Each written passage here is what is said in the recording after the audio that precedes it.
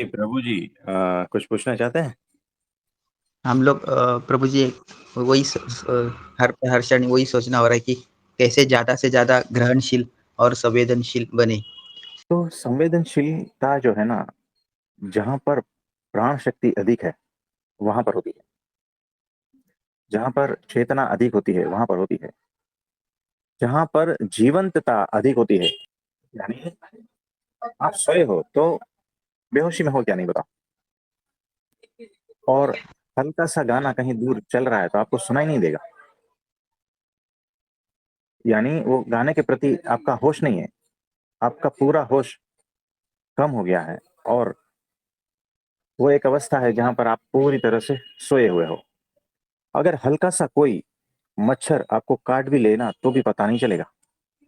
यानी शरीर के लेवल से भी आप असंवेदनशील हो चुके हो, है ना। ये क्या दिखा रहा है? यानी जागृति, होश का जो स्तर है ना वो बहुत कम है। तो संवेदनशीलता का मतलब है कि होश का जो वो स्तर है वो बढ़ना चाहिए। वो जितना अधिक रहेगा अच्छा है।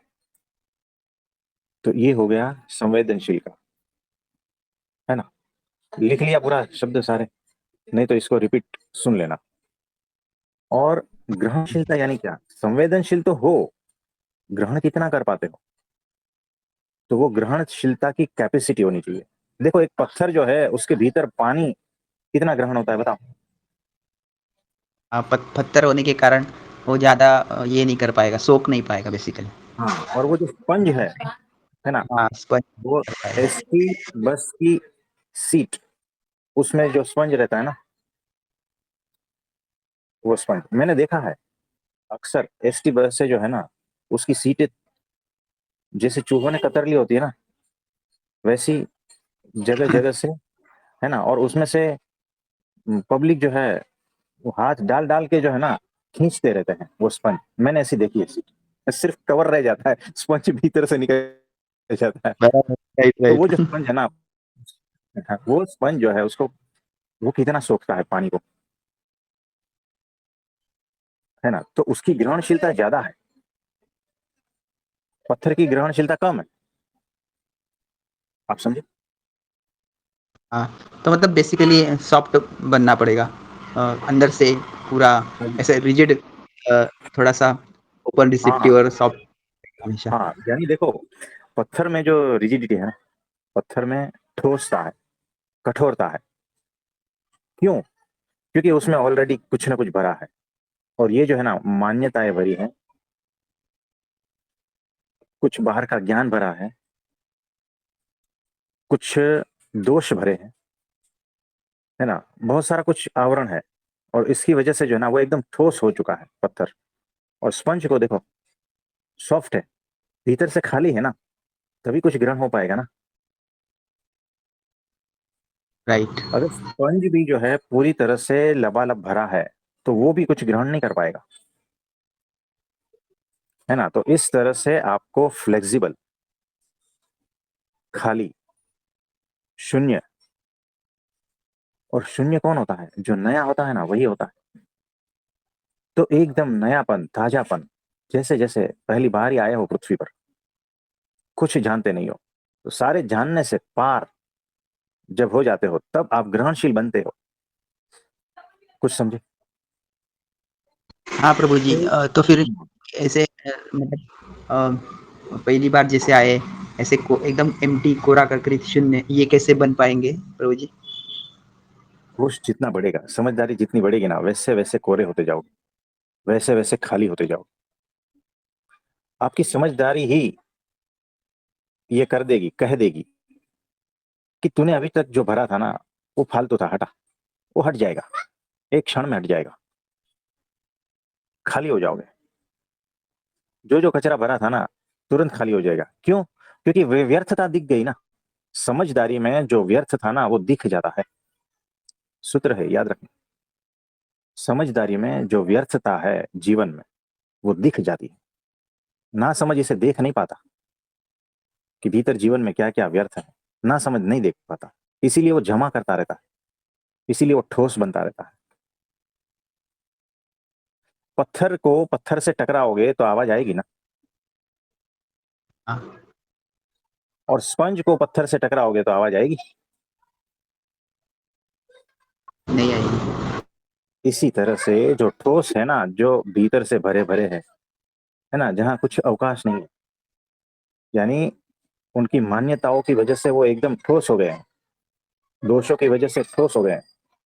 अब ये लोग संसार में आएंगे ना तो ठोकरे खाएंगे, वो स्पंज जैसे नहीं, पत्थर जैसे आवाज करते रहेंगे, टकराते रहेंगे एक दूसरे से, और दुखी दुखी होते रहेंगे।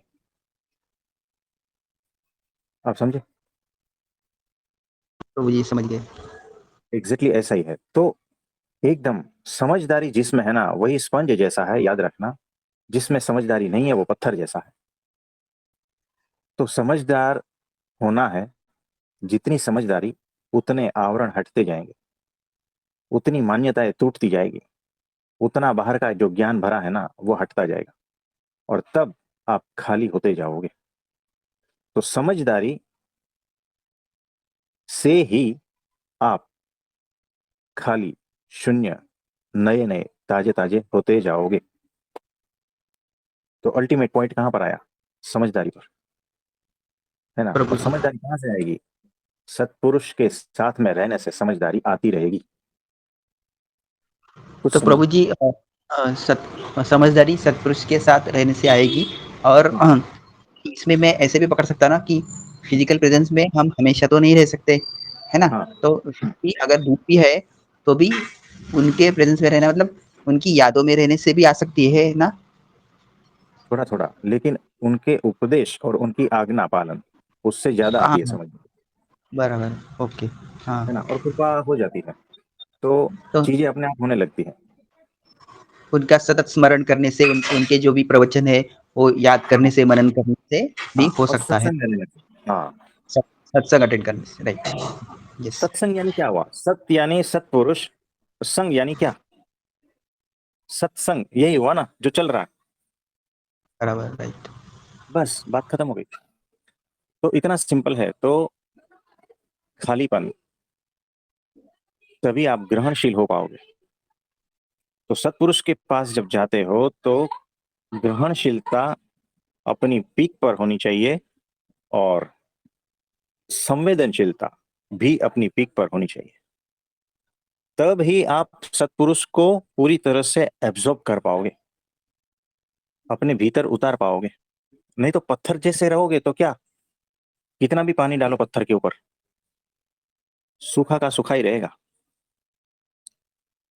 है ना। हाँ, प्रभु जी। तो बहुत अद्भुत बात कही आपने। तो प्रभु जी ये जो संवेदनशीलता जो होती है ना, तो हाँ जैसे कि अगर कोई अपना हो या कोई पराया हो, अगर हाँ उनका दुख देख के हम भी दुखी होते, तो वो भी हाँ संवेदनशीलता का ही पार्ट हो गया ना? हाँ जी, वो एग्जैक्टली उसी का ही परिणाम है। आप संवेदनशील हो इसीलिए तो दूसरे का दुख दिख रहा है। हमने क्या कहा हाँ, था कि आप करेक्ट, सोए हाँ। हुए हो तो चींटी भी काटती है ना, पता नहीं चलता। और जागे हुए हो ना तो दूसरों को भी चींटी काटती है ना, तो भी आपको फील होता है। बराबर, ये ओके। हो गई संवेदनशीलता, हुँ। है ना। तो जितना ज्यादा संवेदनशील होते जाओगे हुँ, उतना ज्यादा आप फैलते जाओगे। ओके, कुछ समझे? ये फैलना ये भी अलग है, ये भी ओके। सूत्र फे है ना। फेल फैलना। नहीं, हाँ। ये समझ तो में नहीं ऐसा आया। ये धीरे धीरे समझ में आएगा, इस पर आप चिंतन मनन करना। जितने संवेदनशील उतने हाँ, हाँ, फैलाव बढ़ेगा। हाँ। ओके, ये लिख लेना, इसके ऊपर बाद में आप सब चिंतन मनन करना, फिर बाद में डिस्कस करेंगे। ज़रूर। हाँ, प्रभु जी, धन्यवाद। तो जितना संवेदनशील उतना फैलाव बढ़ेगा। ओके, ठीक है। और कुछ पूछना चाहते हो? हाँ। और जैसे कि जैसे कहा आपने शून्य होना है, एम्प्टी होना है, तो हाँ अगर हम शून्य है, एम्प्टी है, परम हाँ मौन में है और हाँ उसी क्षण में 2 पॉसिबिलिटीज़ हो सकती है। परम मौन में है तो उसमें आप सत्पुरुष के अ, अगर याद में उनकी प्रेज़ेंस को महसूस करते हैं तो वो एक अलग बात है।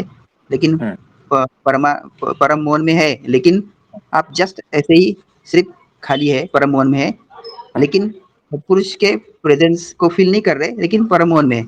तो हाँ थोड़ा सा मतलब दोनों, ये दोनों पॉसिबिलिटीज में मेरे को मुझे लगता है कि परम मौन में रहना और परम मौन में सदगुरु के प्रेजेंस में, उनकी याद में, उनके जो भी प्रवचन के मनन करते हुए रहना हम्म, नहीं, लेकिन एक ही टाइम में थोड़ा सा यहाँ पे, क्योंकि कभी कभी क्या होता है कि हम अ, खाली तो होते हैं, मौन में होते हैं, हाँ लेकिन फिर हम कुछ भी सोचते नहीं होते, ना ही किसी की हम्म। याद में भी नहीं होते।